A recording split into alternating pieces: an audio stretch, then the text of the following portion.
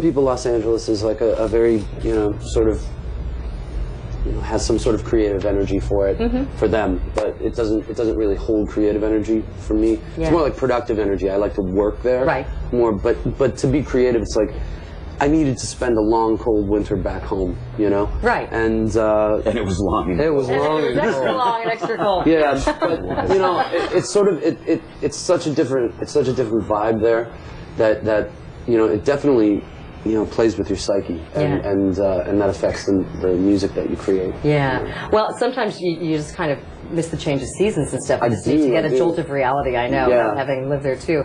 So do you guys all still have family and friends back there? Yeah, all of us. Probably. Well, Mike is from Miami. Oh, you are? I actually didn't grow up in Buffalo. Okay, awesome. Okay. So when you go back, you probably... I guess what I'm trying to get at is, do you have people in your past life, or obviously in your current life, your family or your friends, who kind of gave you feedback or influenced you when you were starting out in this business, and maybe encouraged you, or the opposite? Yeah. Well, there were some family and friends that were like, forget it, it'll never work, until we were on the Jay Leno show, and a nameless relative, or Johnny Carson. Yeah, they called it. As they still call it the Johnny Carson show. I saw you on a Johnny Carson show last night. It's like Johnny Carson's been retired for 10 years. But, so that's good. Now I know you got a legitimate job.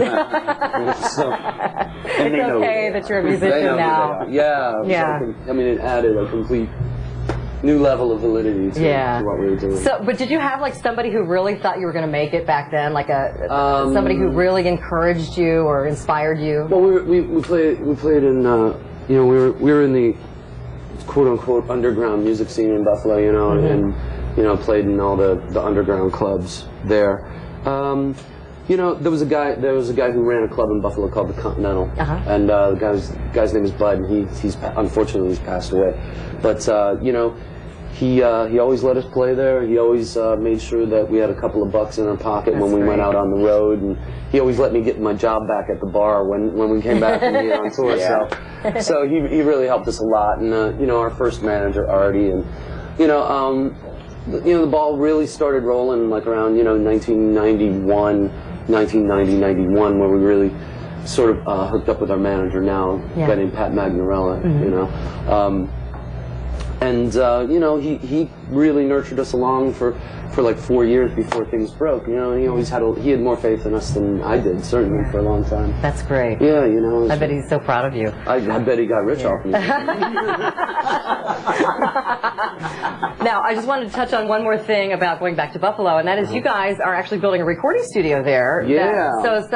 Which I read someplace that until now they didn't really have a full-blown for newer artists to come in and practice and record themselves and stuff. There were always recording studios there. It's just that I don't think anybody really had the money or the inclination to really sort of want to do like a rock and roll recording studio, which is so crazy because there's so many rock bands. So, we have a built-in client that we can use. Which is us. It's our room, and we sort of want to keep it kind of for ourselves, but we want to find people around who we really believe in their talent and give them an opportunity to work in a great recording studio like you'd find in New York or Los Angeles. But for very little money. That's excellent. So it's cool. We're just going to keep it to friends and family. And just search out some good bands. Very good. Well, giving back to the community is always a good thing. I have just a little funny story that I'd like to share with everybody, if you don't mind. Oh yeah? You already know what it is. It's potentially embarrassing. We have a mutual friend, Kenny Phillips, who's watching. Hi, Kenny. Who's in LA? Who was your PR guy when you first came to Los Angeles, when he was working for Warner Brothers. Yes. And so he used to drive you guys around, and you'd go to the here's the it's actually when Name, I guess, first came out when this was all going on, was your first big hit. He used to bring his mom around to take care of us.